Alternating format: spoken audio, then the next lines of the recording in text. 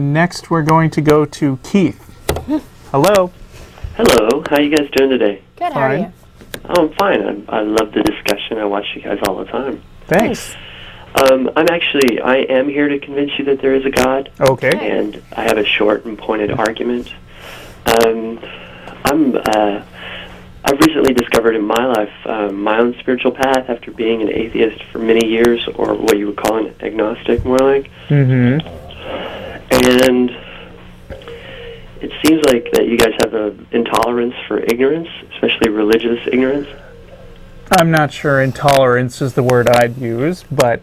Well, after probably looking at the news and looking at world events, you guys are intolerant. I'm bothered by ignorance, let's say that. If by intolerance you mean that I would outlaw it in my own personal society, I don't have intolerance. But if you mean that I'm irritated when I see ignorance, then you can call that intolerance. Okay. Well, in your own personal lives, have you guys, how close do you feel that you are to the source of where you come from? My mother lives in New Mexico.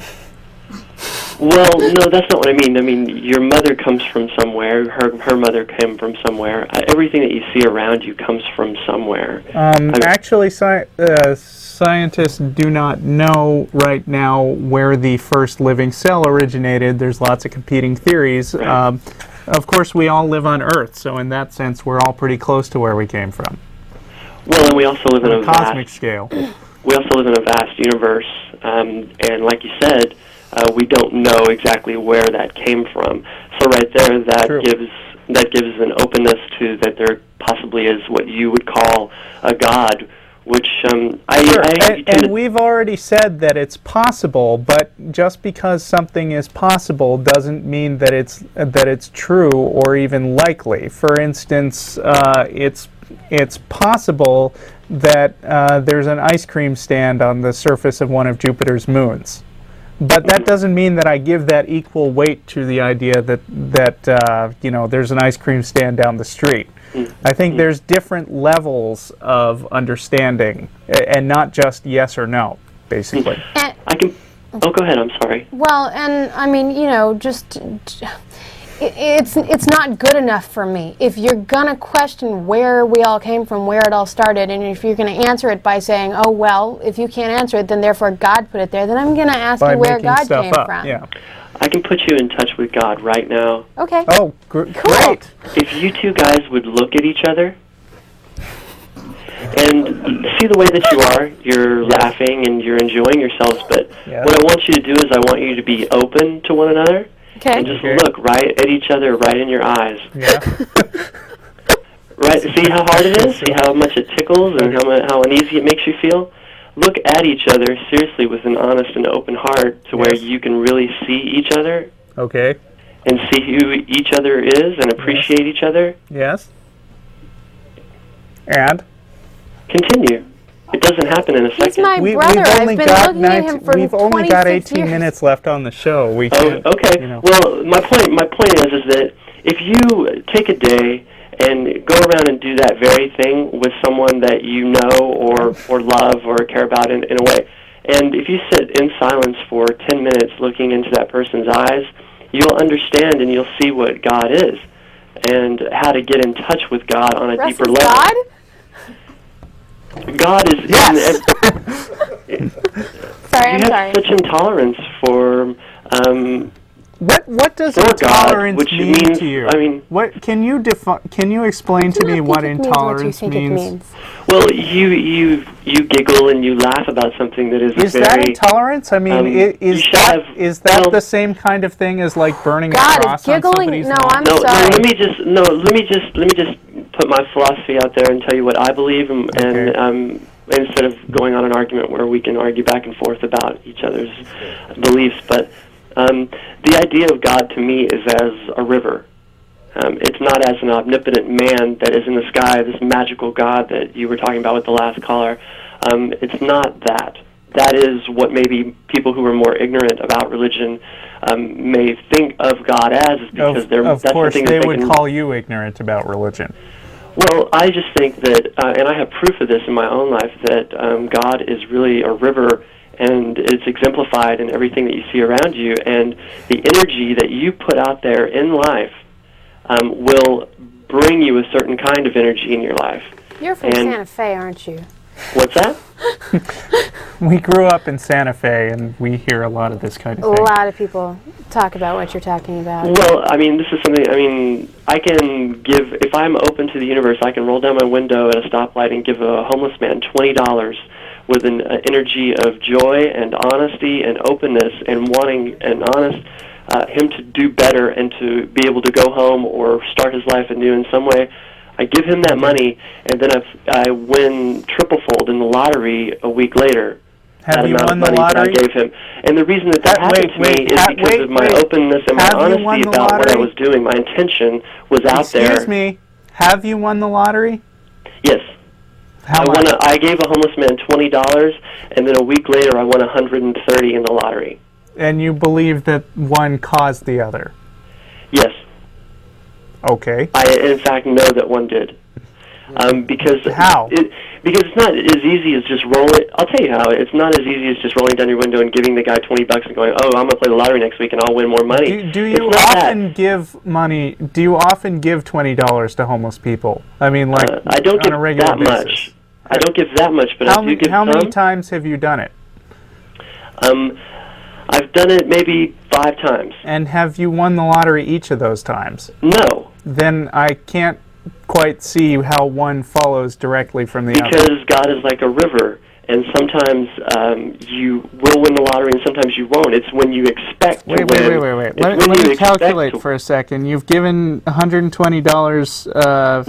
I gave a homeless guy $20. $20 like 5 times. And I remember the feeling that I had when I gave it to him. I threw it out there to the universe, open to him and open to the beauty of life, and it gave back to me when I least expected it.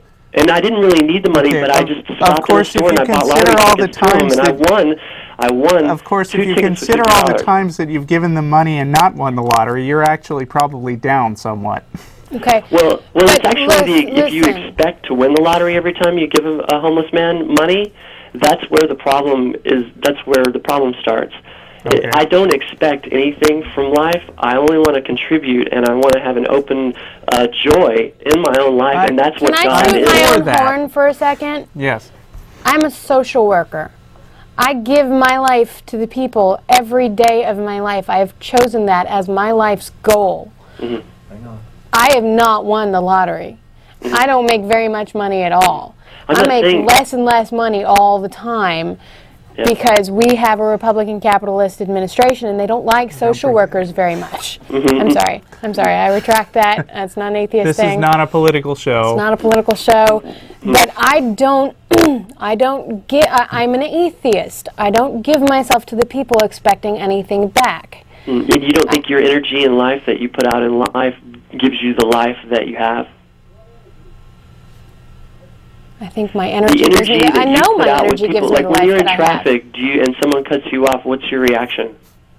Do you become angry? Slow down and get farther away from. Sometimes I get angry. It depends on if I'm having a good day or a bad day. We actually just had to take a defensive driving course together. We took it at Capital City Comedy Club. It was kind of fun. Do you have a brother or sister that can really push your buttons? No, he doesn't push my buttons. Who makes you angry? Never. Never. What? Who makes you angry? Bush. This guy's going Okay. We've got more callers to get to. I think you guys are really intolerant and you need to get to know yourself better. Okay, again, we still don't know what you mean by intolerant. Okay, but thank you. Anyway, going on. Wait, I want to respond to this while he's not on the phone. Oh, that's First of all, if laughing and giggling is a sign of intolerance, then I hope everybody in the world can have an experience in intolerance every day of their lives, okay? Because laughing and giggling is really good for you, okay? Second of all... like a social worker. Thank you. It is. I can prove it.